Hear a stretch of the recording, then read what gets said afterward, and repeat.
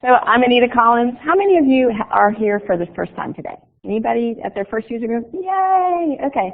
That's awesome. We always love to see new people coming out. So I hope you guys will bring others in your area as well to the next meeting. So today our hot topic is finance reporting. So we hope you guys will have some good questions for us. We have a lot of content, some good presenters talking to us today. That's our deep dive topic. So just a super quick reminder, and we try to do this at every meeting just to make sure it's really, the word is really out there. So where's the best place to go get help if you have a question? Not a trick question. Joey says,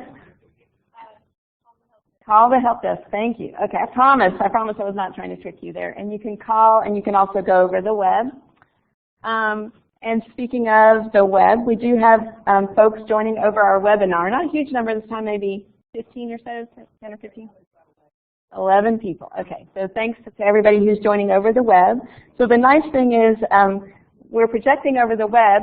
We love to have you guys come out in person because it's really nice for us to see faces here. But when we broadcast over the web, that lets people join without having to make the trip. But it also means that we can record it. So as you know, there's all the past user group meetings are recorded. They're out on the CC Info website, so you can go back and revisit those. It takes a couple of days, so in probably Monday or Tuesday, you'll be able to find this session out on the web recorded as well. So today, again, like I said, the deep dive topic is reporting. So today we're focused on, one of the topics is how we're validating the information in InfoPort. So Scott Jackson is here to talk to us about what's been done and what's in the works and how you can know whether your numbers are accurate. Tricia Hennessy is here to talk about the process for requesting new reports. So this is coming soon. It's a late breaking news for you guys who came out today. I'm going to talk very briefly about getting access to InfoPort.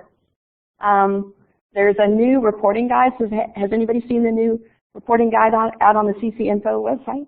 So Joey's like our number one. She's our. That's great. That's awesome. Okay. I always like to have friendly faces up front. That's great. Okay, so Chris Minter, who many of you guys have probably been to class with Chris, is going to talk about that. And then Susan McDonough, who's also probably been in class with Susan as well, is going to talk about some InfoPort tips and tricks, some reports you may not have noticed, and other tips. And then she's also going to talk about the plans for what's up next, coming soon for reporting. And then that's kind of a packed agenda, but we should have a little bit of time at the end for some questions. So you can ask them as we go. And then also we'll try to save some time at the end for questions. All right, so I'm going to turn it over to Scott.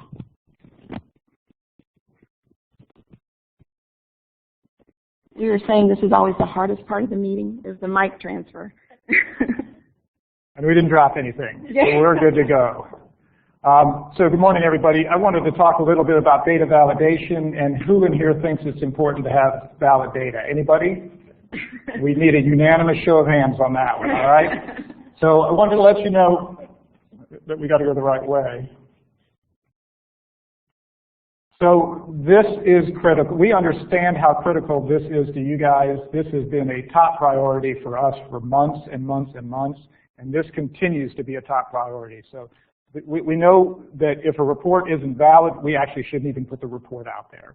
So it's critical that we get the report right. So I wanted to kind of talk about two broad areas. One is how we're handling batch processing and getting the data into InfoPort and making sure it's valid when it gets in InfoPort. And then the second is what's our process for making sure that the report is correct before we implement it in production.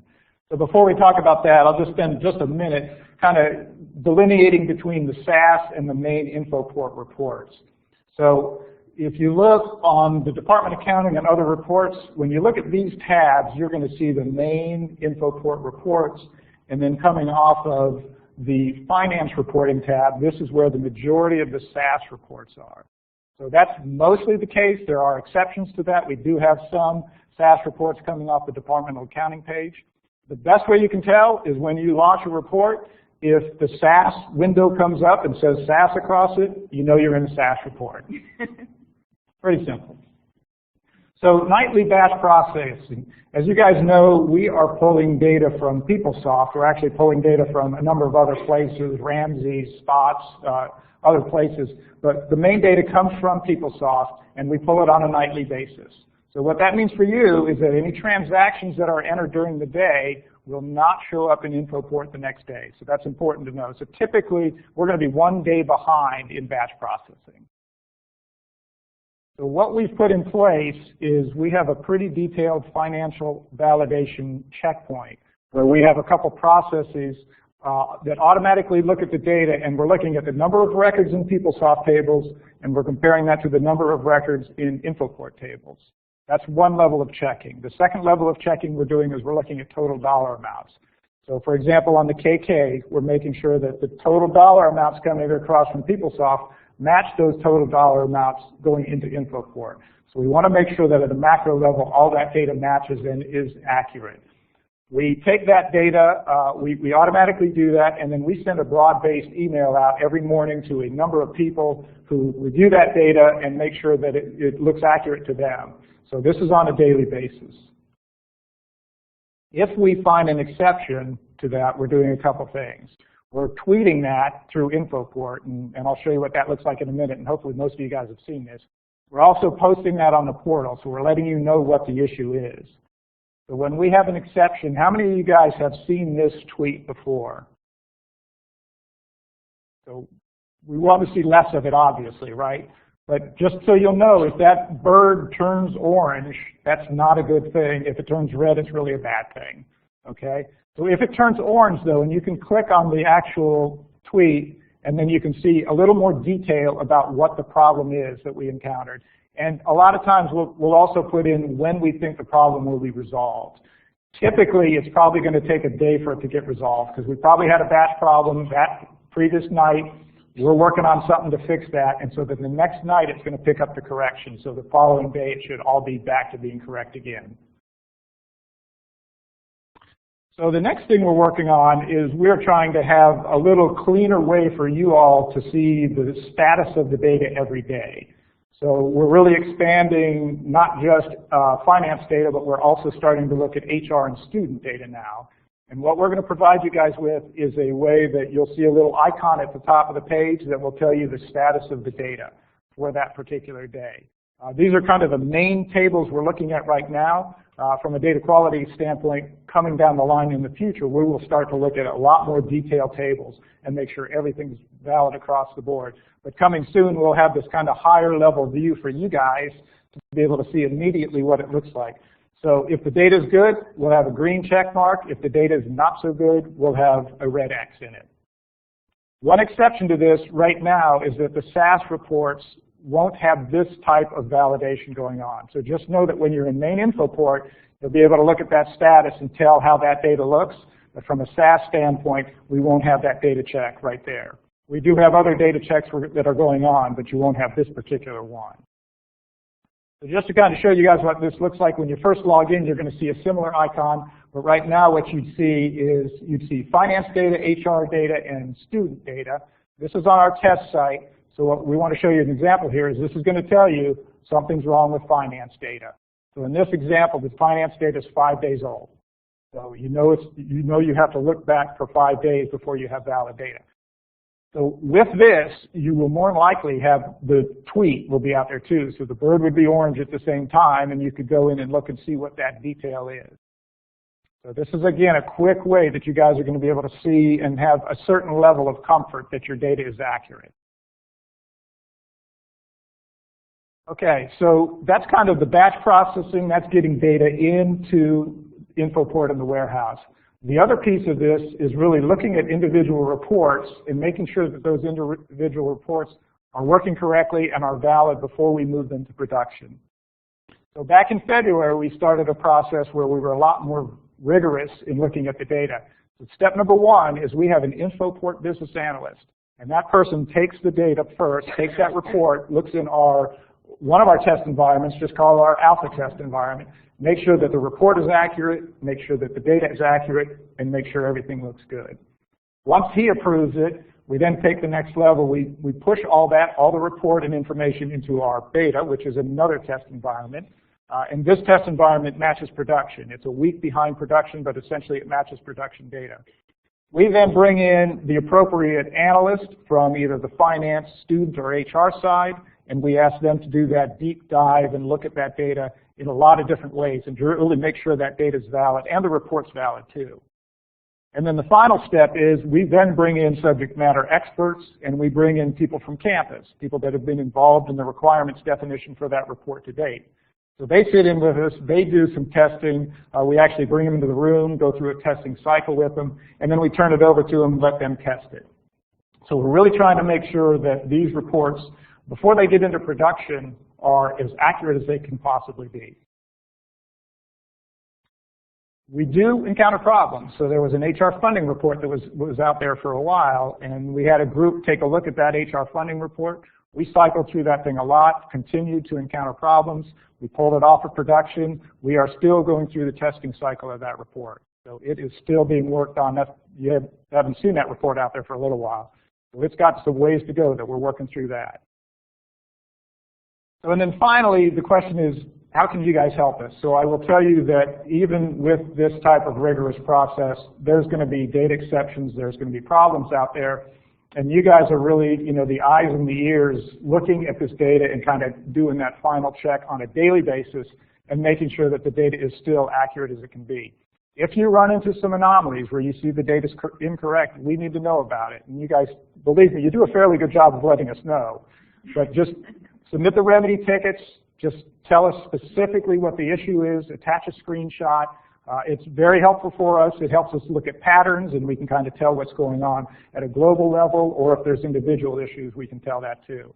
What I do ask you, though, is make sure that when you're looking at those screens, you look at the filters you have set, because oftentimes you'll set a certain set of filters, and you'll think the data should look one way, and it ends up looking a little different way. So just kind of validate, make sure that your filters are correct, and they kind of match what you think the data is. And then if you have any kind of a data anomaly, please let us know. All right? And I think with that, Tricia.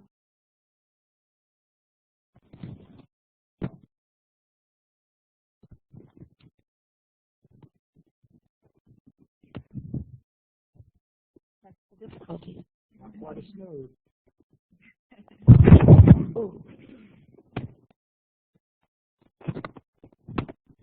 All right, does that work? Can you hear me?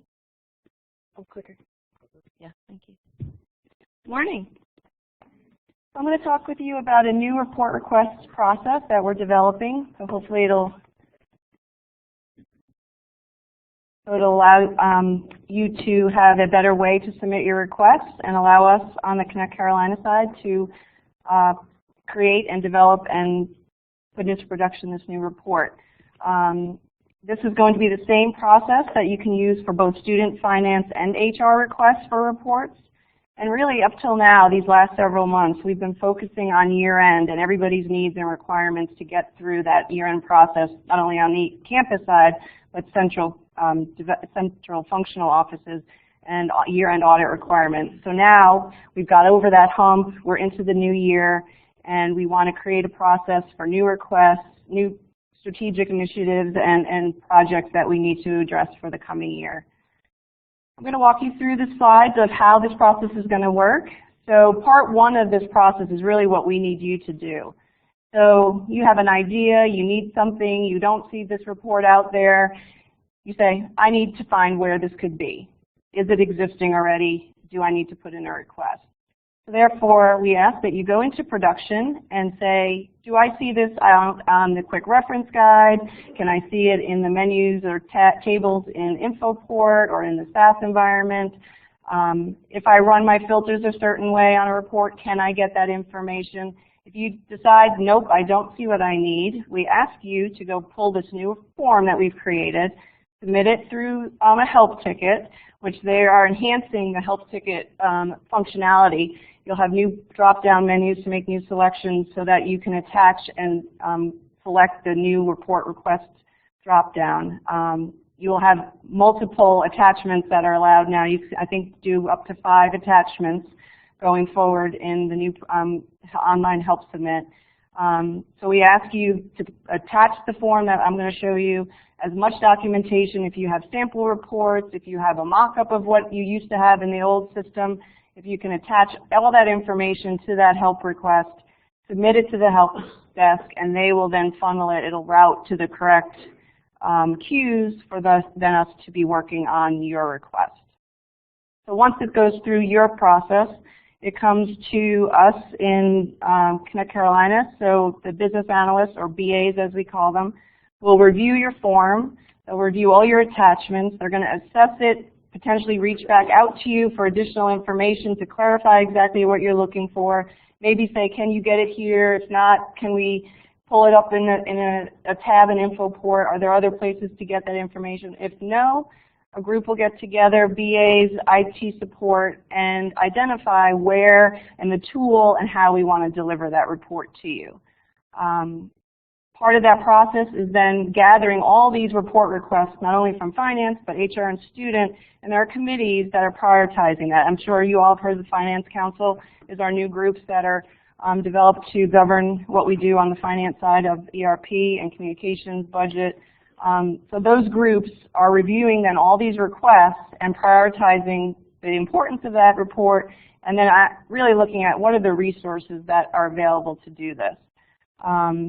Once those priorities are set, your request could be in that priority list. It'll move to the development and test phase where developers will pull together the tool, the requirements, the needs, develop that report. We'll get in there, test, have users, you as a requester come in and test that report. BAs as well as you will be validating that report, and then we'll have something pushed out into production in the environment of where that tool will be delivering the report. So here's, again, this is coming soon, so hopefully in the next week or two. The form will be available on the reporting page in CC Info. That second box will lead you to where the form is, and then the instructions that will guide you through what you need to do on that form. Here's the form. There's 3 sections to it. The top is who are you and where are you located. The second section is what is your requirements? What are you asking for us to develop for you?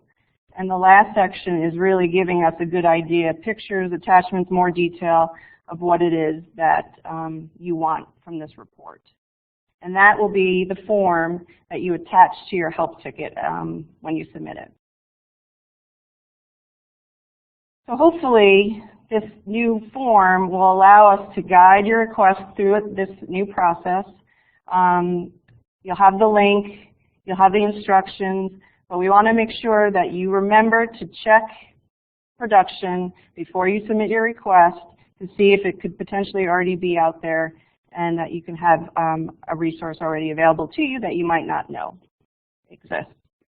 So part of that looking to see if it's out there, there is the In the Works page currently out on the web, which lists some reports that are coming soon. We are working to modify and revise and update that page so that this is a mock-up of that as well. So there'll be In the Works reports, on deck reports, under review reports. And similar to the quick reference guide, you can drill on, or click on each of those. It'll bring you then down to the next section of those reports and the details of, this is an example of what's in the works. Do not read the content. That is gobbledygook. We made it up as pulling it in for mock-up. But it's going to give you the area, finance, HR, student. It's going to identify the functional area that the report will apply to. It'll give a good description of what that report is. If at some point we have the name of what it's going to be called, we'll put that in there as well. We'll put the platform, if it's InfoPort, a query, as to where that will be delivered, and then the target date for that delivery. So In the Works is going to be what is going on and coming soon as the next phase of reports. And then the same would be On Deck. On Deck is those other items now that have been prioritized that are to be worked on with a potential delivery date that will be available. And then I'll go back to the other. The last one is under review. So that is going to be probably the batch of items that are recent, that have not been prioritized, that is in the queue to move into the next two buckets as time and resource permits. So what does this mean to you with all this new process improvement? We're hoping that it communicates the needs of what the report is that you have a request or a desire to have. It'll be a timely response from your request through the help desk. BAs will reach out as soon as that request reaches their queue and be able to work with you to get a better understanding of what it is that you need. And then their expectations. You will be able to see where and how it's being prioritized, where the development or enhancement is in the process, and when the expected target delivery date will be. Again, it'll be all visible and transparent to you on the In the Works page, and you'll have your in progress, on deck, and under review categories that you can constantly monitor as those reports are making its way through the timeline. Next steps for us right now, we have an in-progress group and a small on deck. These are kind of the trail end of year-end requests that we're trying to roll out and get to people for this July timeframe. Next step is we have a pretty significant grouping of old submissions of help desk tickets. Remedy is the software, I call it that. If you ever hear Remedy, it's the online help submission process. So we probably have over 200 old requests out there now.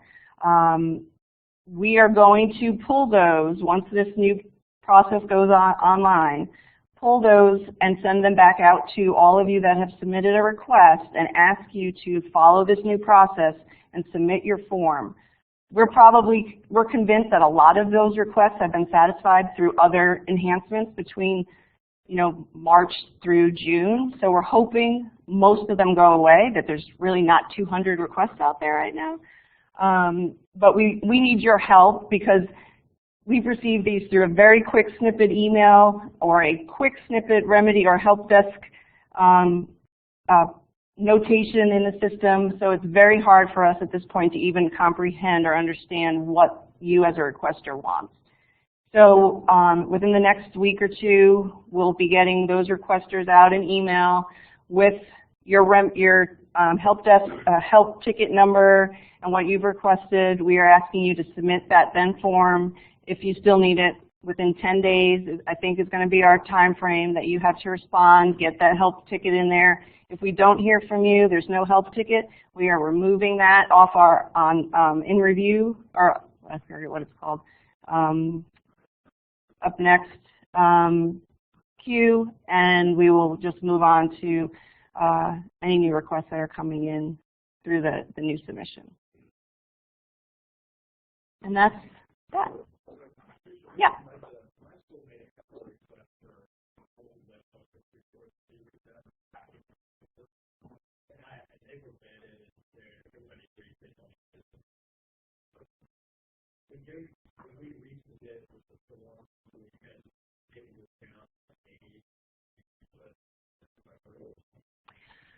So for the people on the webinar, the question was, how are we going to prioritize some of these requests that are going back out to December timeframe? Yes, that'll be taken into consideration. If when you put these requests in, if there is a critical need, you can't do your business, definitely highlight that, and we can bring that forward to the council. We are not prioritizing those items, so it's going to committees. There could be 10 of those same priorities that this is critical, so how then does the council go through those? But definitely if you put in your form, I submitted this, in December, exclamation point, I really need it, provide as much information so we know the critical nature of what you need.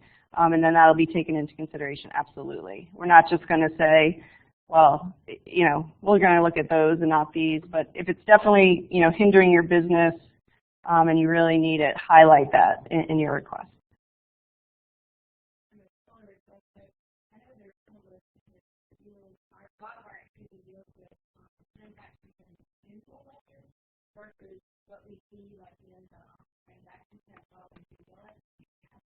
And so you kind of what the reasons are. I can see how a lot of enhancements of these way back in October of last year, and we haven't really gotten to any of those yet. So can you speak on that? Like, are we going to have to kind of go through this process again, or is it already in the works? Right. So again, this tool will be for new reports as well as enhancements. Same prioritization. I'm not sure if we have all the enhancements in our list. I don't know if we're keeping that separate, but we pulled your Mantis. There was a separate queue that's what we're struggling. There were several different queues that were contained in these requests. So we were pulling those requests from all the different queues and have them in this list of 220 requests. So if yours is in there and we know about it, you will definitely get an email. If you don't, in the next couple of weeks, hear something, I would definitely suggest, and I hate to say this, but start the process again. And I know people say, how many times I'm going to have to ask for the same thing? We're like, one more time.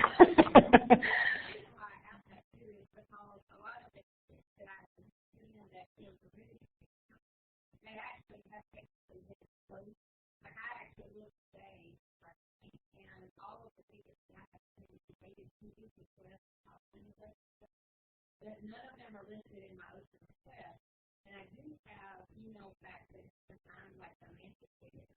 Yep. Right. I don't know if they're open.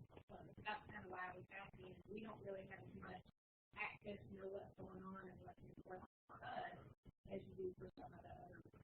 Correct. So if you're seeing a closed ticket, and it's more of an enhancement, or it could have been a report at the time as well, those were moved into a separate queue, but we now have pulled that list from Scott's group, so hopefully that's in there. If you want to send me an email with your specific numbers so we can verify that they're there, we can do that, but we want to get away from the emailing Scott, emailing me, because that gets lost, and we don't want to lose your request. We want to make sure your priorities and your needs are getting addressed. So email. It's challenging to corral all those requests through different people, but if you want, I can send me those numbers if you have them, or what it was, and I can try to match up and make sure it's in our 220 that you're all going to get. So we will use Remedy more as a bug track. But you guys should submit enhancements to Remedy too. But typically what we're going to do is an enhancement that goes to Remedy, we're going to move it into this other tool and close it out at Remedy. So we not continue to get tracked. So we will continue to track any outstanding bugs to Remedy. But we can't.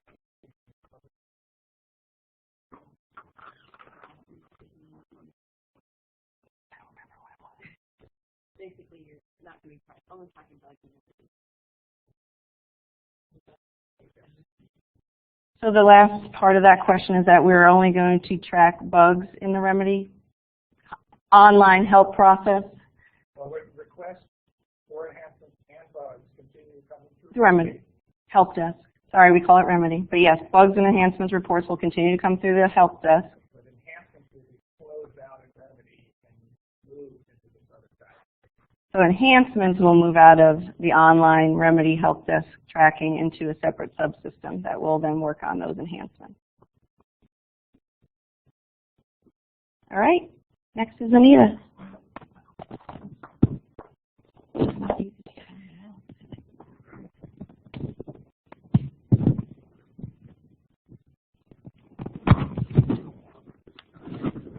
I just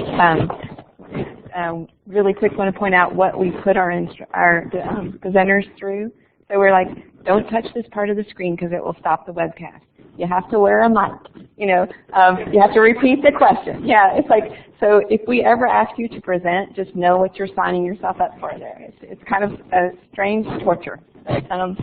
Okay, so just super quick. I wanted to just mention how to get access to InfoPort. So how many of you have access already? I'm thinking everybody, right? Just about everybody. But there's been some confusion, so I just thought I would take an opportunity to spend just a minute talking about that. So if you have questions about access in general, and now you can be a resource to others, right?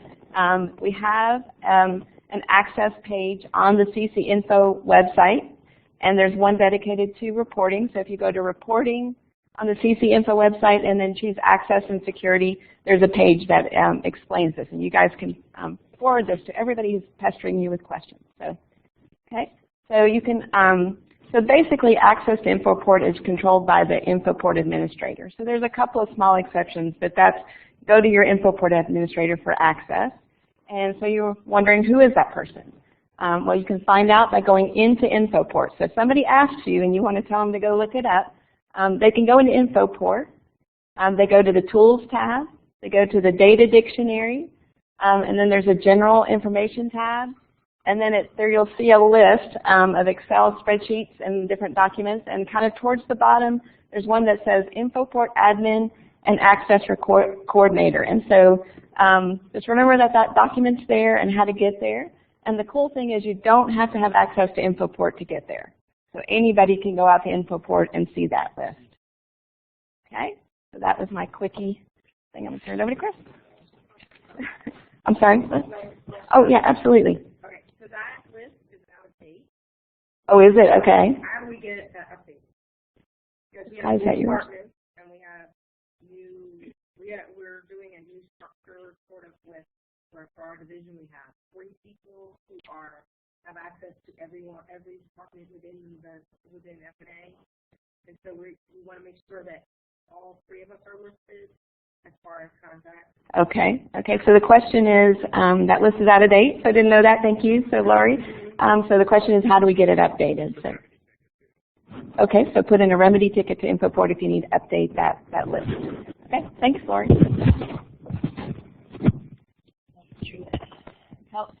See, I'm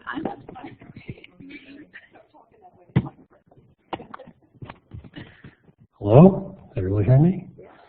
Okay, cool. Man, I recognize a lot of you. I know you've had to suffer through all my classes, but fortunately this will be pretty short. Just a little 5-minute presentation I'm going to do on showing you the new reporting page. So basically the way you get there, you guys know this first part because you guys all love ccinfo.unc.edu. So you'll go there, you'll go to reporting, yeah, you guessed that, and then we're going to look at this quick reference guide to finance reporting. So basically I've got this little link I'm going to cheat with. It's going to take me out here, and then I'm going to go over to reporting, and it's the very first option, makes it pretty easy. So, like I said, this is all brand new. It's really nicely organized. I think the best thing you're going to like about it is, you know, since October, we've been putting so much stuff out there that things get like really crazy long, and it seems like it takes you like 3 days to find something. You know you've seen it, but you can't remember where it is. So there's different things you can do here. I think I'm talking like really crazy loud, turn that down a little bit. Turn the volume down a little bit. I guess I'm too loud for my own good. Is that better? A little less? Okay, cool. So along the top here, you have some buttons that you can actually use to jump places, which are, you know, they're pretty self-explanatory. Like, let's say I don't really know much of the terms that they're actually using on this page. Well, there you go, key terms. Wham! Takes you down to the bottom of this page, and actually there's some definitions here that might help you read through some of the stuff. And the really cool thing is you don't have to scroll all the way back up. You just head back to the top and you're right where you started. There's another one for frequently asked questions. There's this link right here where you click it, and it actually takes you to a place where you can submit a question about any of these finance reports. And we do ask that you put your email here, so we'll know who to contact, and then you would just click the submit button. And once again, I'll jump up back to the top of the page. You can actually download this whole guide as a PDF. I won't do it because I don't use this computer, and it might be one of those ones that takes like 30 minutes for it to open up, but you kind of know how that thing works. So as I said, when you get down here, you have all these reports that you can actually pick from. You've got some columns that will tell you like, well, here's the report, here's where I would go to find it, and then it comes over here and you have a description. So you can read the descriptions, and if that doesn't make enough sense to you, what does this actually help me do?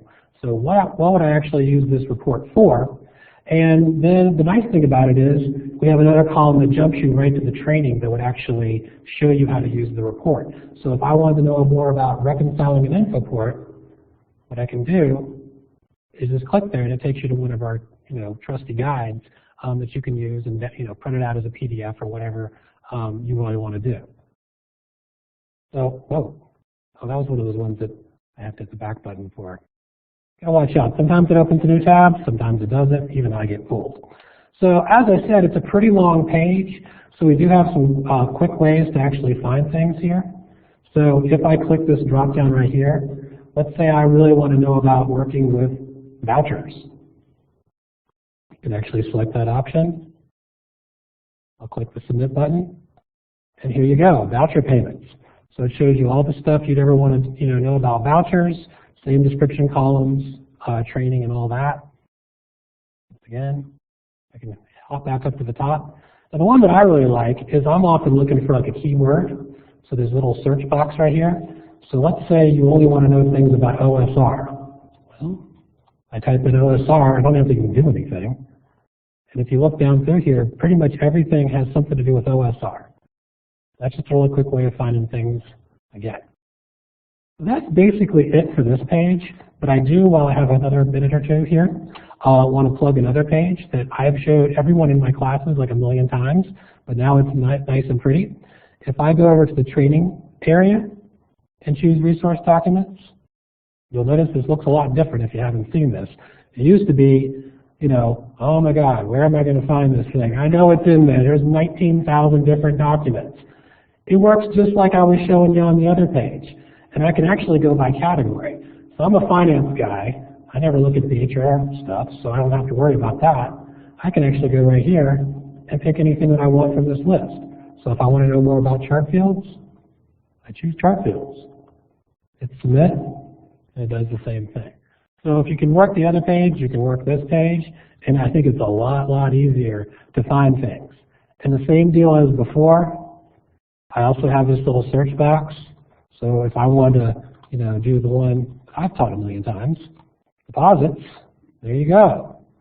All the things about deposits that you'd want. That's all I really wanted to show you guys today, just sort of how to navigate on that page. Do you guys have any quick questions for me or anything? My part was easy. All right, cool. Well, thank you very much. Let me turn it back over to our presentation. And we've got Susan McDonough next.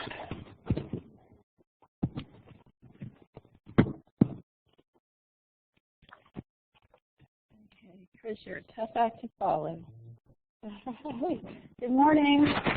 How's everyone? Okay, where's the clicker? I've just got a few things I want to talk to you about InfoPort, and none of them are totally new, but I think maybe you'll find some details you didn't know before, and maybe you'll benefit just from the repetition of it. I'm going to talk about CBM charges that you see on your Transactions tab. That's the first thing. The second thing is where do you find your grant information, so your grant balances and your grant details. Third thing is we've created a little cheat sheet of definitions for the financial reports that are in the RPT environment. So those of you who have access to that, we've got a little cheat sheet of definitions. And then the fourth thing are some SAS reports that you may not be aware of that haven't gotten as much press as some of the others. And then I'll also give you a little hint as to what's coming in InfoPort in the next release, so to speak. All right. So with that, so CBM, sort of indirectly related to reporting, is a charge that you see on the Transactions tab. So I just want to talk a second about if you need to make a change to a CBM charge, that you see on the Transactions tab, what do you do? And the first thing is there's two different scenarios, right? You see the CBM charge and you don't think it belongs to you. You think you were incorrectly billed. Say laundry services, well, that's not mine. I don't launder 100 white shirts or whatever. I just made that up. So it's not yours, okay? So in that case, you need to contact the billing area. If it's parking, if it's laundry services or whatever the case is. And there is a list of contacts on the bill presentation page, and everybody should have access to that. If you've got access to at least one finance area, you have access to that page and bill presentation. But anyway, the contact information is there. Contact them, give them all the particulars, and they are responsible for fixing that. The thing to know about that is then you will see the correction in the next month's reporting. So, if you call up parking services this month and they say they're going to fix it, make sure you look in the next month's report to see if it's corrected the way you expect it to be corrected, okay? All right, the second scenario would be you see this charge, the CDM charge, and it is yours. You did launder 100 white shirts or whatever it is, but now you want to change the accounting. For whatever reason, that didn't happen in the CDM window, and now you want to change some of the accounting. In that scenario, you want to do a correcting journal, okay? So I just want to talk about one aspect of doing that correcting journal. I snuck this in the reporting topic. But when you do the correcting journal, I'm not going to go through the whole process steps, but one thing that would just be helpful to you, because the biggest piece about this process is finding your charge, right? And so the way you do that is search for it using this page. And so the tip I will strongly implore you to do is complete as many of the search fields as you see here. Okay, because the goal is to not search for your journal and get 500 lines back that you have to then sift through to find the exact amount for that 100 shirts that you laundered or whatever it is, right? So if you complete all these search fields, you're going to get a really short list, and it's going to be really, a lot easier to find your charge. So enter the chart fields that are on the original transaction, okay, the original transaction. The date field, so you see you have that from date and to date field. So normally, generally speaking, the CDM uploads happen once a month. So if you enter in, the window of that month, you'll narrow it down to that upload. If you happen to know that, this particular file was, uploaded twice that month or whatever, you can narrow it down. But generally speaking, if you get that window of the month, you'll be in good shape. And then that last field is the source field. Now, just quick show of hands, how many of you guys are familiar with what the source field means? Okay. It's kind of, for one thing, we have the source chart field, and then we have the source field. And the source field, in this case, when you see it like this, is the 3 alpha code for where that journal originated from. So ECD, I don't have them all memorized, but it's basically all the files that come in, they have their own 3-letter code. So if you've been to Campus Journals class, you remember me talking about each of the Campus Journal types have their own 3-letter code. So billing would be a JBL. So same thing here, okay? So if you're looking for a CDM charge, you want to enter that source field. And now you're like, well, how do I know what the source field is? Here's your CDM sources. We also have a document out on CC-Info that says journal sources. So as Chris was just bringing us through how to search for things, now you can search by journal sources. And there's a unabridged document that has not just the CDM charges, but some of your departments have your own upload files and things like that, and they've got their own 3-letter code as well. So those are all the CDM charges have their own 3-letter code, and enter that as well. Okay, so if you enter all of that, you will get a pretty narrow list. And while I'm here, I know this isn't CDM, but just so you know, deposits, the field, the 3-letter code is ARD, P card is PCD, and CABS is CAB. Okay. All right, so that's CDM. I'll keep moving, and I'm going to take general questions for anything at the end. So let me talk about grants. Okay, maybe this would be a review for some folks, but I just want to highlight where in InfoPort you find your grant information. Okay, so I've got this PowerPoint, and then I've got this slide so you can see what I'm talking about, but from a slide perspective. So basically, you've got 2 places in InfoPort where you see grant information. One is under the ledger roll-ups, OSR. I always say got the long straw and got its own tab. But no, OSR Ledger Rollup has its own Ledger Rollup tab, which will show you your budget balances, right? And then you also have the grant profile page, which will show your grant information. And so you've got two tabs there. The grant profile will give you a balance by project. I'm going to show you that in a second. And it's also got some high-level filters meant to give sort of a bird's eye view of balances for each project. And then you have the grant details page, which shows you details for your project. All right, and then embedded sort of on the info port side, but these are actually SAS reports, are some balance reports by account. So you can see account information by project and your balance information as well. And the two different ports show you the same information at different levels. The summary report would show you more summary, and then the detailed account one will show you individual account balances. All right, so let's walk through this a second. So here's your grant profile tab, and so these are the high-level filters that I had mentioned. So say, for example, you want to just see all your projects, research projects for a particular department. You could enter in your department, and then it's going to show one line for each project, right? And then across the top, the columns show you, again, high-level information so you can get a snapshot. But what those columns are the PI, start and end date, status, open, closed, etc.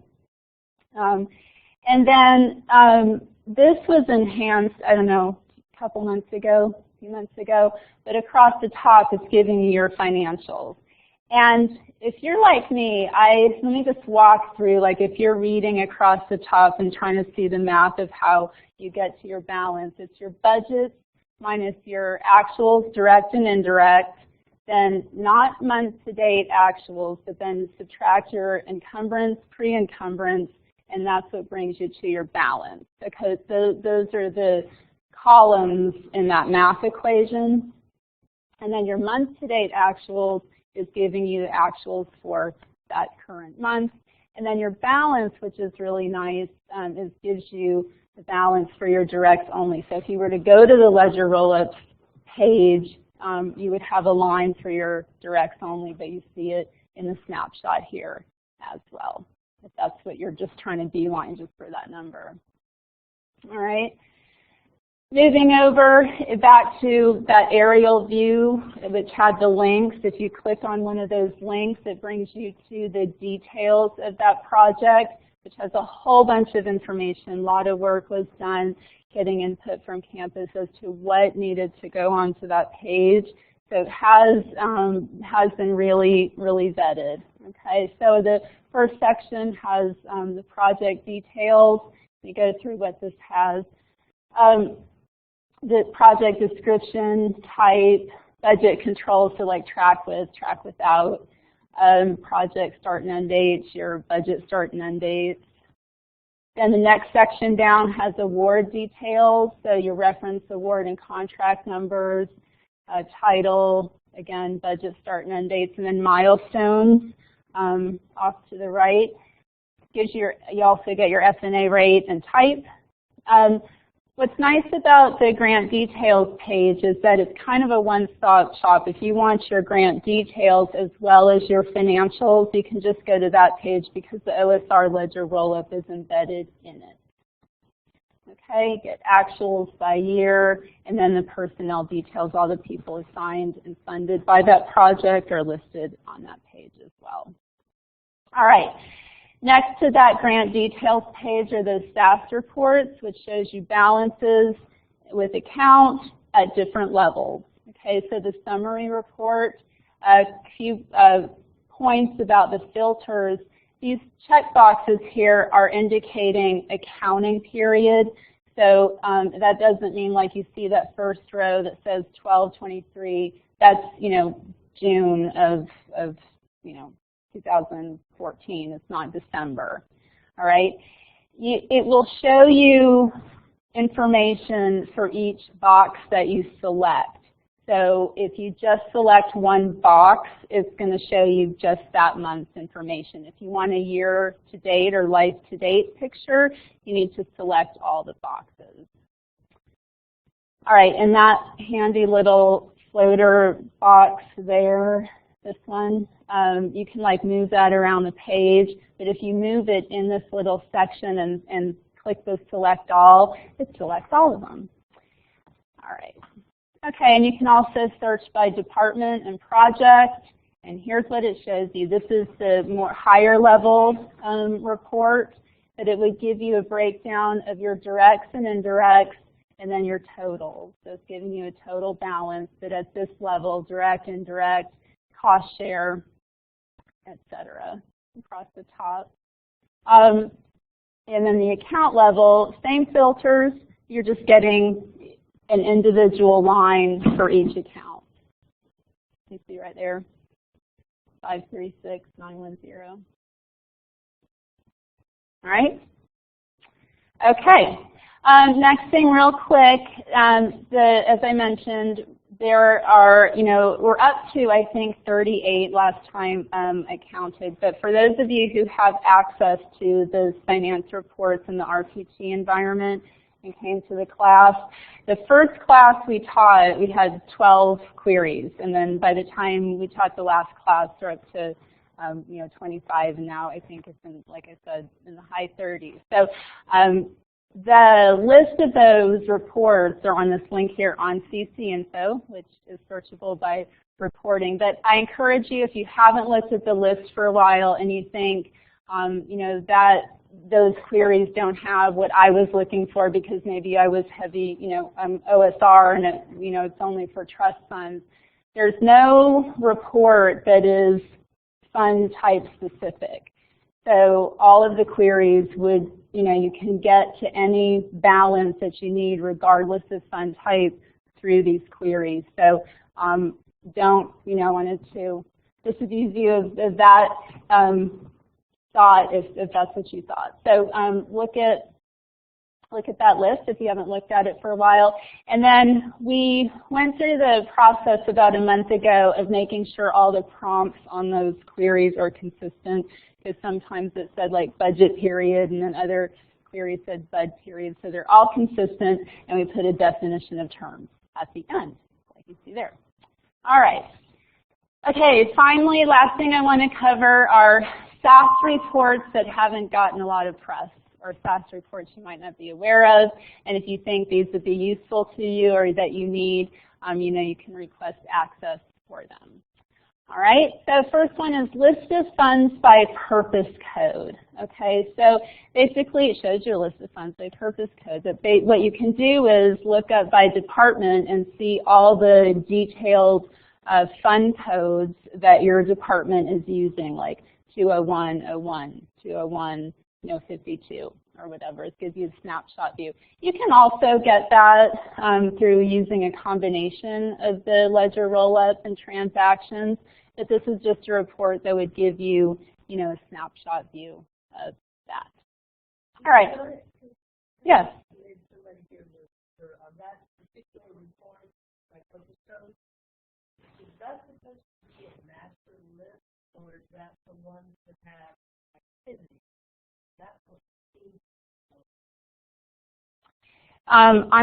This would be a guess, but I think it's activity. Do you happen to know for sure, Tricia?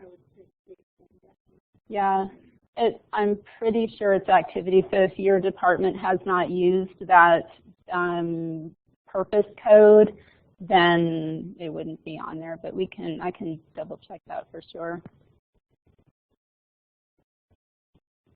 And do you know there's a place that has the charts?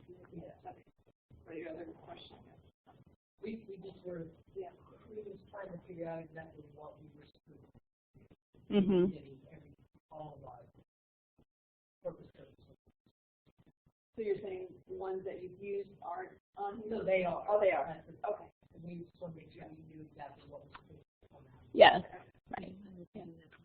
Oh, I'm sorry. I'm the worst offender. I did not repeat the question for those of you online. The question was, does this list of funds by purpose code report show purpose codes that your department has used, or just all possible purpose codes? And The answer was, and we will validate for sure, it's purpose codes at the detail level that your department has used. Right. That's a good mental exercise to repeat that question. Just if y'all get asked to present, and I liked Anita's saying it was a strange form of torture. I don't feel tortured right now, but that is a good mental exercise.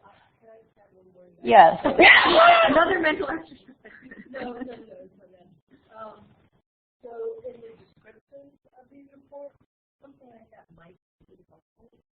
If that's added.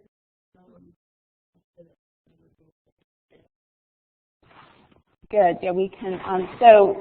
What Catherine was just commenting was in the description of these reports that you see when you select the report from InfoPort is to put the results of what you should expect to see on that description as well, and we'll work towards that. Yeah. All right, next report is the source list report. Basically, this shows a list of sources and the snapshot of financial information. So you can search. Search prompts are ledger group, source, and department. And so it'll list your sources down the left and columns across the right, typical of other financial reports that we have. Budget amount, pre-encumbered amount, encumbered amount, actuals to get your balance. Okay, but basically it's giving you that snapshot by source. Okay. Next, suspense activity report. I know we had a lot of conversation this past year about suspense. So basically this would allow you to search by your department and see what you had by accounting period, a total in suspense. And there's two tabs. One that shows the total amount you have in suspense in the 511190 account. And then the second tab, kind of as an effort to provide a catch-all, would show you suspense activity that's not in the 511190 account. So the two combined would give you kind of a total. I mean, it should all be sitting in the first tab, but the second tab would be sort of a catch-all. All right, last one, and we talked about this in one of the InfoPort release webinars, but in case you weren't able to make that, this is a summer salary and overload payment report, and basically it is providing financial information on faculty that work during the summer, get paid during the summer, and their earnings are like over and above their base salary. So it's a way for you to track those earnings so that you don't overspend the allotment amount, or if you are overspending, at least you know you are. Okay. All right, last slide. What to expect in the next InfoPort coming up in InfoPort. The payroll check register will show employee earnings, taxes, deductions, and net pay. Contracts and grants will have a toggle that will show alerts that will, if a grant is about to be depleted or is depleted, or 30, 60, 90 days from expiration, so you can manage your activity against a project based on those alerts. And it will be a toggle that you can turn on and off. Data validation, that's what Scott talked about. You'll see the colors, and you'll probably see the Tweetbird correspond to those colors in some cases. Trust funds by owning departments. This is going to be a new SAS report, and basically it will show you the trust funds for an owning department. So there's certain attributes on sources, and this will allow you to see that. Indirect for admin, that's another SAS report that'll basically just have separate columns down the right. Just saw a snapshot of it yesterday, breaking out indirect for administration, and then certain taxes for animal stuff and things like that across the page. More news to follow on all of these, just giving you a hint of what's coming. And then finally, the budget definition, so your ledger roll-ups page, we had a few changes to the budget definitions for 2016. Basically, F&A Child, Trust 1 and 2 will now budget by account. So you'll see that reflected in the ledger roll-up, because as you know, the ledger roll-up pages are all driven by the budget definition. So that change is in the works. All right. So with that, questions about anything, I'll turn it over to Anita.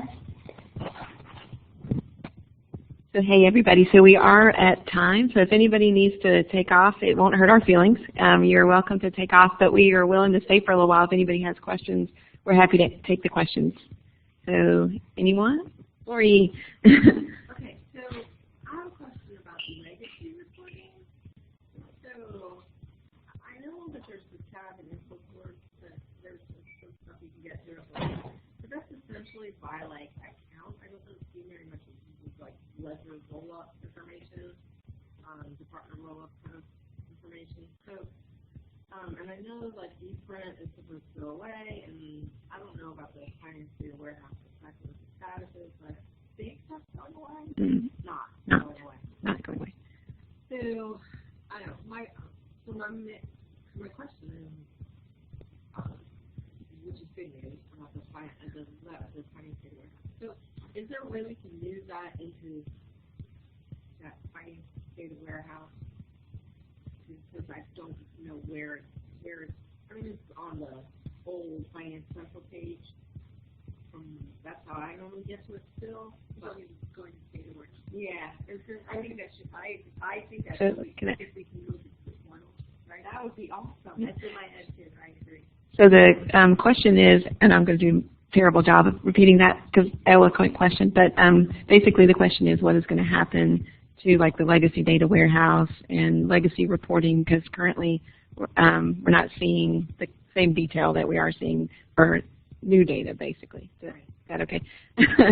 And so Tricia said, I'm concerned with, where if we're decommissioning all these subsystems, where would we get access to that data? And some of those links, if you're going out to old Finance Central, really should probably be pulled onto the portal.